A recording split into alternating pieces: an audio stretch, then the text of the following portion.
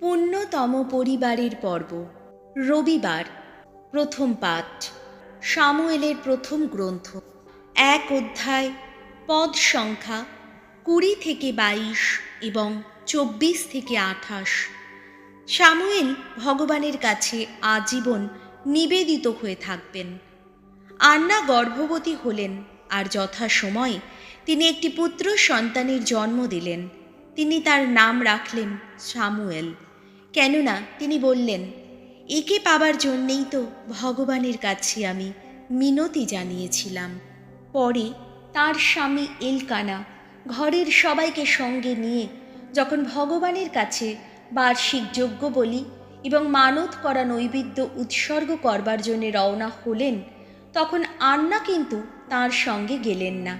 তিনি স্বামীকে বললেন, বাচ্চাটির দুধ খাওয়ানো যখন বন্ধ করা হবে তখনই আমি তাকে ওখানে নিয়ে যাব, কেননা সে একবার ভগবানের সামনে এলে তাকে তো আজীবন ওখানেই থাকতে হবে। দুধ খাওয়ানো বন্ধ হওয়ার পর তিনি তাকে সঙ্গে করে নিয়ে চললেন শিলনগরে ভগবানের আবাসে।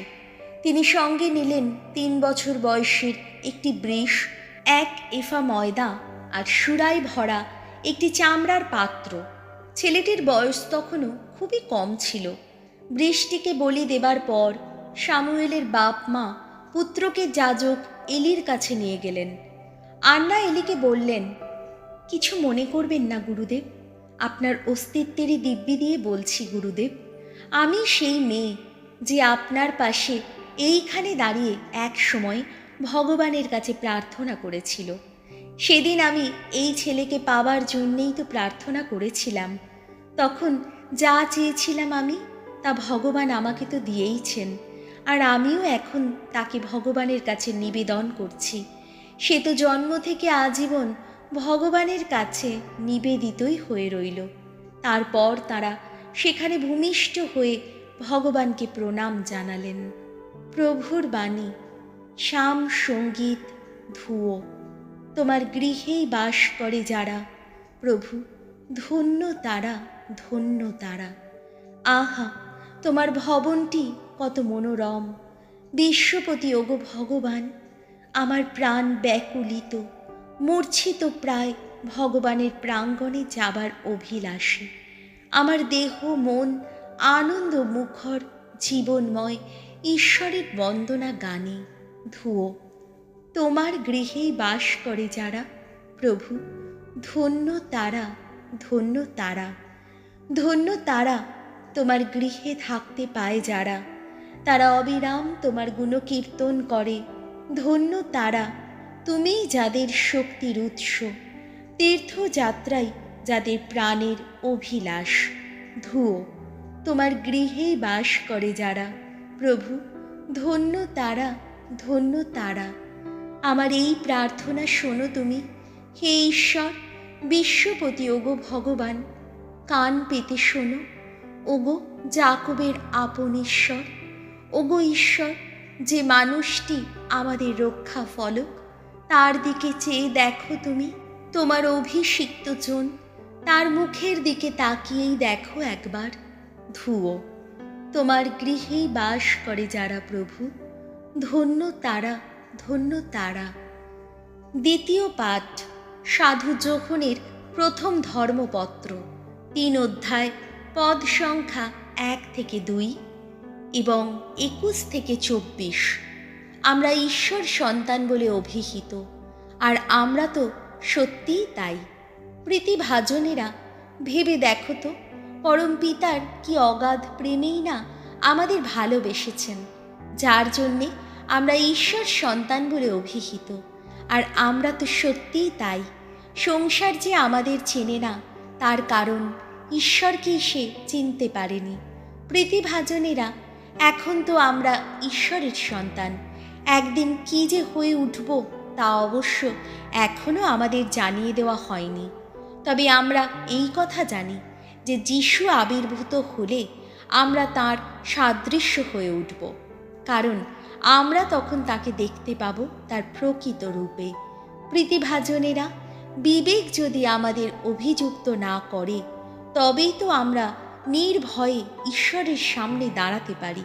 শুধু তাই নয়, তার কাছে যা কিছু প্রার্থনা করি আমরা তা পেয়েই থাকি, কেননা আমরা যে তার সমস্ত আদেশ মেনে চলি, তার মনোমতো কাজই করে থাকি।